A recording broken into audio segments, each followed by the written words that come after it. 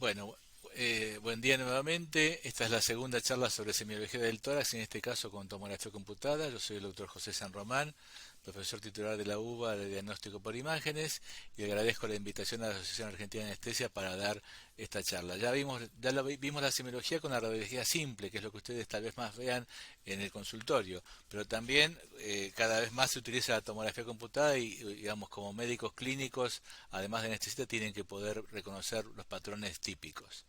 Vamos entonces a comenzar con la siguiente imagen, diciendo que cuando uno ve el tórax, lo puede ver con tres llamadas ventanas, ¿no es cierto?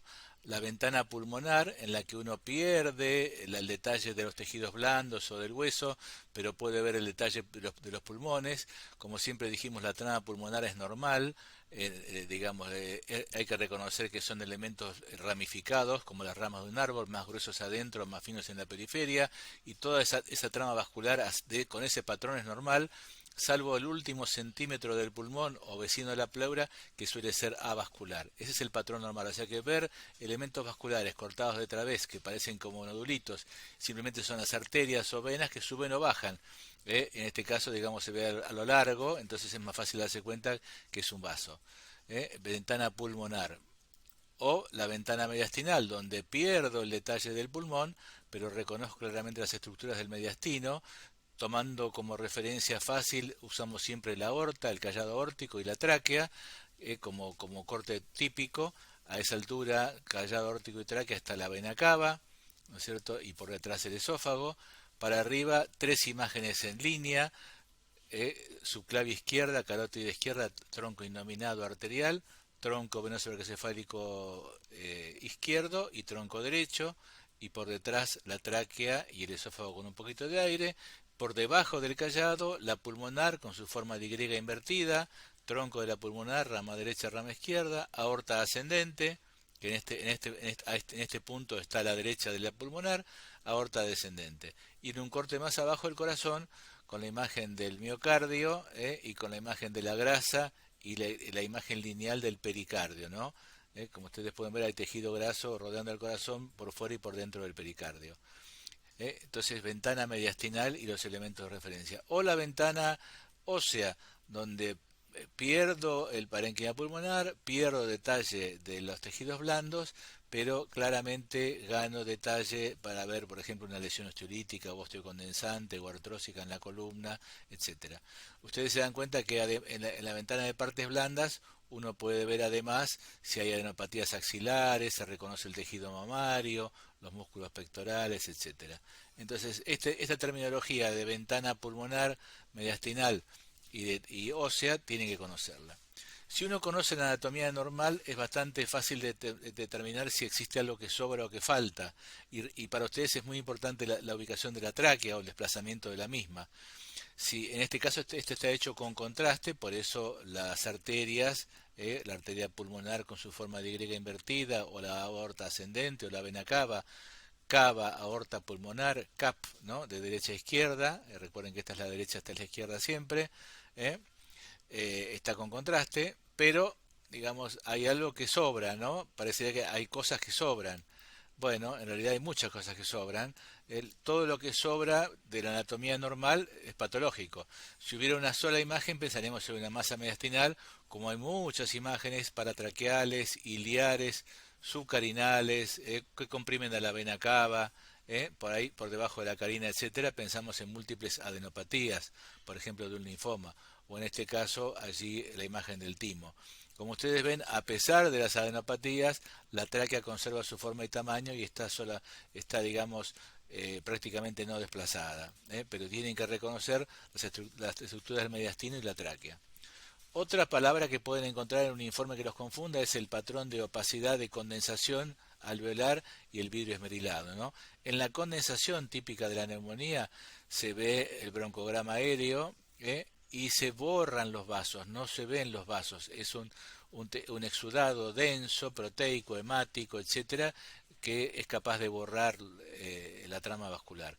En el vidrio esmerilado es un trasudado, aguachento, edematoso, que opacifica pero deja ver los vasos. Condensación, opacidad completa, imagen en vidrio esmerilado. Ese patrón de opacidad puede ser focal, ¿no es cierto? La neumonía lobar, típica, la común, o puede ser multifocal, también a veces con algunas zonas llamadas en parches o árbol en brote, que es muy típica de la bronconeumonía. Entonces, opacidad focal, opacidad multifocal. Como estamos en época de pandemia, tienen que conocer los patrones típicos de COVID, y como ustedes ya vieron la semiología de recién, van a ver que hay opacidades unilaterales o bilaterales, condensación o vidrio esmerilado, sobre todo vidrio esmerilado, pero también hay algunas áreas de atelectasia o condensación, con predominio unilateral o bilateral, basal y periférico. Entonces, opacidades bilaterales con predominio basal y periférico son muy típicos de la neumonitis por COVID. Que cuanto más grave, más asciende en el tórax. Cuando ya vemos compromiso del lóbulo superior o condensaciones, etcétera, estamos ante un patrón de COVID grave. Y esta misma clasificación se puede utilizar en radiología, donde no es tan fácil ver esas opacidades en vidrio esmerilado, pero se ve que hay un pulmón opaco, como velado, y que en este caso ha empeorado, por ejemplo, el pulmón izquierdo, ¿no es cierto?, en el seguimiento. Entonces ven que sirve conocer el patrón en vidrio esmerilado o el patrón de condensación. Otra cosa que a ustedes les importa cuando ventilan a un paciente es ver qué capacidad ventilatoria tiene, cómo están sus pulmones, si están fibrosados, son pequeños, rígidos. Bueno, eso eso se ve claramente con el patrón intersticial. Normalmente nosotros no vemos el lóbulo secundario pulmonar, no se tiene que ver los septos interlobulillares, los lobulillos pulmonares. Cuando uno ve este patrón en tela de araña, poligonal, ¿no es cierto?, o en red reticular, en red de pesca, ¿no es cierto?, o tela de araña, cuando uno lo ve es porque está engrosado los tabiques interlobulillares, y están engrosados por líquido, edema, o por colágeno, tejido conjuntivo, fibrosis pulmonar, o por neoplasia, por ejemplo, una linfagitis carcinomatosa. Pero en este caso, digamos, este patrón es muy típico de la fibrosis pulmonar. Fibrosis en fase húmeda o de alveolitis, todavía corregible con corticoides. Fibrosis en fase seca, ya digamos establecida. Si uno mira una radiografía de tórax, ahora entiende que este pulmón periférico, que tiene que ser habitualmente limpio, solo con alguna ramita periférica, se ve que está lleno de pequeñas imágenes lineales, que corresponde al patrón de ese patrón reticular del intersticio engrosado. Y finalmente, si la enfermedad avanza, llegamos al caso extremo del patrón en panal de abeja, donde hay destrucción del parénquima, cavidades, ¿no es cierto?, bronquiectasias, líquido, etcétera, una fase de lesión irreversible del pulmón. Imagínense en ventilar este pulmón, ¿no es cierto? Bien, otra cosa que también puede interesarles, sobre todo por las secreciones, es la presencia de bronquiectasias. Normalmente el bronquio tiene que tener un diámetro parecido a su arteria acompañante. Ese es un bronquio normal. Cuando el bronquio tiene un tamaño parecido a su arteria acompañante, es un bronquio normal. Cuando el bronquio es más grande que la arteria que lo acompaña, un 20% más grande o más, aparece la imagen en anillo de sello o anillo de perla, donde el bronquio es el anillo, la arteria es la perla, y claramente estamos ante una bronquiectasia. Bronquiectasia que puede ser cilíndrica, que ahí se ve el bronquio además de paredes engrosadas, arteria, bronquio más grande, patológico, bronquiectasia, arteria, bronquio más grande, patológico, bronquiectasia. Múltiples bronquiectasias, seguramente va a ser un paciente que va a tener muchas secreciones, pre y post anestesia. Cuando hablamos del enfisema pulmonar, ya mostramos, digamos, anteriormente el patrón de hiperinsuflación, de aplanamiento diafragmático, de aumento del diámetro anteroposterior, cuando hablamos de la radiología. Bueno, pero digamos, también uno lo puede ver en tomografía computada. En tomografía computada hoy en día, con algunas técnicas, es posible detectar no solo las grandes bullas que son fáciles de ver, sino estas pequeñas áreas de hiperinsuflación que se ven en los pacientes que tienen enfisema de tipo centrolobulillar, ¿no es cierto? El enfisema centrolobulillar, más típico del fumador, predomina los lóbulos superiores, ¿no es cierto? El enfisema panlobulillar del paciente con déficit de alfa-maltodextrina o también el fumador afecta también a los lóbulos inferiores. Pero este patrón es muy típico del enfisema centrolobular. Bien. También a ustedes les importa cómo se comporta el pulmón en cuanto a su elasticidad, ¿no es cierto?, en inspiración y en expiración. Cuando uno inspira, la tráquea y los bronquios se dilatan y por supuesto también los pulmones se dilatan y aparecen de una densidad menor, más oscuros, porque tienen más aire, y cuando expiran, la tráquea y los bronquios disminuyen de tamaño y también el pulmón se opacifica, pierde aire. Este es un patrón normal de un paciente normal, en inspiración y en expiración. Tiene que opacificarse el pulmón, tienen que perder volumen, eso es lo normal, porque si no estaría reteniendo aire, tendría estaría, digamos, ante paciente asmático o alguien que tiene un broncoespasmo, ¿no es cierto?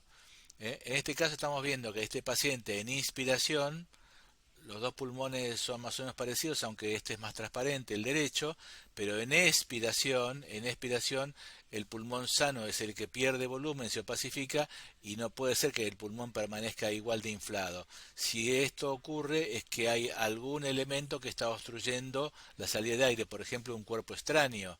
Un cuerpo extraño en un niño puede ser un mecanismo valvular que haga que se vacíe el pulmón sano, esto es lo normal, y que permanezca hiperinsuflado el pulmón obstruido. También uno puede con tomografía computada ver incluso el diámetro traqueal en inspiración y en expiración, verlo hasta medirlo, y eso es importante cuando uno quiere ver si el paciente tiene alguna patología traqueal. Ahí tienen en expiración y en expiración forzada, ¿no es cierto?, cómo va cambiando el diámetro traqueal. Vamos a ver algún ejemplo. En inspiración, ¿qué diríamos? Nada. En expiración vemos que hay varias zonas del pulmón que permanecen hiperinsufladas, las zonas más negras. O sea que, digamos, este paciente, evidentemente, si solo hiciéramos inspiración, nos perderíamos de saber que tiene zonas de atrapamiento aéreo, ¿no? Otra vez lo mismo, ¿eh? Poco se ve aquí, poco y nada en inspiración. El mismo paciente en expiración hay una gran zona de atrapamiento aéreo.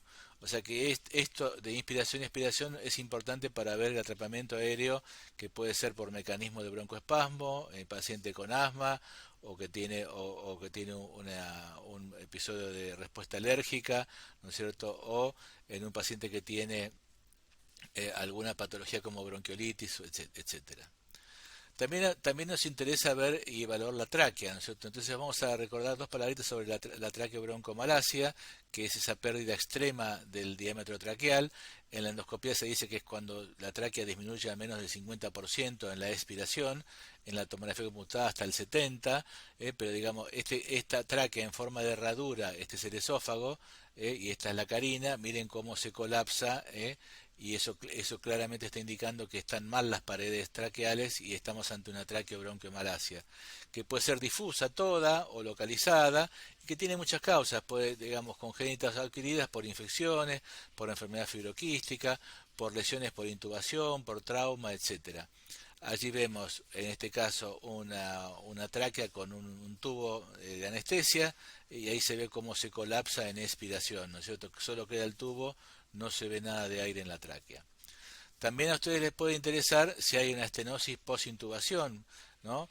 Porque ustedes saben que era un paciente que estuvo mucho tiempo en terapia intensiva y con tubos, sobre todo antiguamente, los tubos actuales son mucho más amigables y es muy raro que produzcan estos, pero en otras épocas los balones eran, digamos, de otros materiales y podían producir distintos grados de estenosis, más largos o más cortos.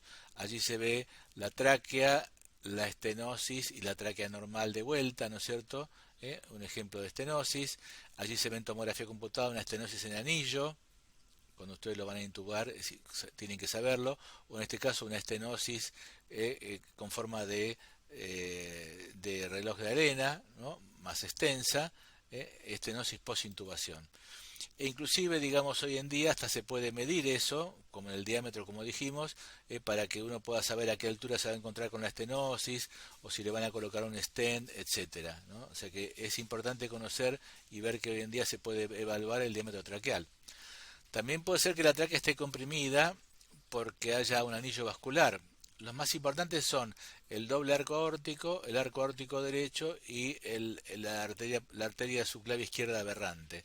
En general suelen producir una impronta que no es tan significativa, o sea que no produce una dificultad importante para intubar. ¿Eh? Pero algunas sí, por ejemplo en este caso ustedes ven, esto que está aquí es el esófago, esto no es la tráquea con una sonda, esta es la tráquea. Este es el esófago, miren cómo se colapsa la tráquea de este paciente en expiración, porque además de tener la traqueobroncomalacia, hay una razón que tiene una anomalía vascular que se llama el lazo de la arteria pulmonar, cuando la arteria pulmonar nace por detrás y separa la tráquea del esófago, y esa anomalía produce una estenosis, y es un ejemplo de una tráquea con sorpresa, ¿no es cierto? Otra cosa bastante frecuente es el bocio. Y entonces cuando uno ve una paciente, sobre todo mujer adulta, con una tráquea muy desviada, a ustedes les interesa porque saben que eso puede dificultarles la maniobra de intubación. En este caso se ve allí en la radiografía simple, y si uno lo mira en tomografía computada se ve una masa que ya es endotorácica. Miren qué tejido gigante tiroideo, heterogéneo. Estos son la carótida y la subclavia de cada lado, desplazadas, la tráquea desplazada, y ese tejido heterogéneo con zonas quísticas y sólidas es un gran bocio cervical y endotorácico. Y también hay otras cosas que le pueden pasar con una tráquea, por ejemplo, encontrarse con una tráquea cuyo diámetro transverso es la mitad del anteroposterior, ¿no es cierto? Al revés de lo normal, en lugar de una herradura, una tráquea en sable. Eso se ve bastante en pacientes con EPOC, o a veces una tráquea voluminosa dilatada, que se ve, por ejemplo, cuando hay patología de la pared bronquial, síndrome de Monier-Kuhn, bronquiectasia, etcétera, donde la tráquea esa está dilatada y deformada. Ya hablamos de las bronquiectasias, no vale la pena reiterar el tema. En el trauma también puede haber sorpresas con la vía aérea, digamos, por ejemplo, digamos habitualmente cuando hay un trauma y hay una lesión de la vía aérea suele ser cerca de la carina, la sección bronquial, ahí se ve un bronquio amputado, desde allí de allí en adelante no hay aire, o sea, hay una fractura bronquial, puede haber fístulas, puede haber neumotórax, ¿eh? Y además hay una pérdida de volumen, ¿no es cierto? Hay una telectasia con neumotórax, o sea, no entra el aire bien, hay neumotórax y está amputado el bronquio. Todo eso está pasando. También hablamos de la estenosis postintubación en anastomosis y de los cuerpos extraños. En este caso es una tomografía computada de perfil, tráquea, fístula, esófago, un trayecto fistuloso. En este caso estamos viendo aire donde no tiene que haber, en el mediastino, imágenes lineales, llovidas, o en el tejido celular subcutáneo de un enfisema mediastínico y de tejidos blandos, ¿no es cierto? Y así es como se ve el enfisema cuando se ve una tomografía computada, burbujas de aire en el mediastino, ¿no es cierto? Un neumomediastino, derrame, neumomediastino. Bien, para ir terminando, vamos a hablar de algunas imágenes que pueden causar sorpresa, ¿no es cierto? Uno puede encontrarse sobre todo en un paciente adulto con una imagen con un nivel hidroaéreo gigante atrás del corazón, y decir, ¿y esto qué es? Bueno, esto es una voluminosa hernia gástrica hiatal por deslizamiento, es un paciente que seguramente va a tener reflujo, también les importa eso a ustedes, o puede encontrarse con un diafragma elevado, porque hay una hernia diafragmática, ya esto pasó de ser una lobulación, es una hernia diafragmática, o incluso pueden encontrarse con un nivel hidroaéreo en el mediastino, esto está hecho sin contraste, simplemente comida o líquido, que corresponde a un voluminoso megaesófago, donde también la tráquea puede estar desplazada. Es un megaesófago por acalasia con la cola de ratón o pico de ave característica. Pero lo que importa es que se ve una imagen de nivel hidroaéreo atrás y abajo, hernia diafragmática, hernia hiatal, gástrica. Arriba, generalmente por megaesófago. Bueno, con esto terminamos la clase de semiología del tórax en tomografía computada. Muchas gracias por la invitación y espero haber sido útil.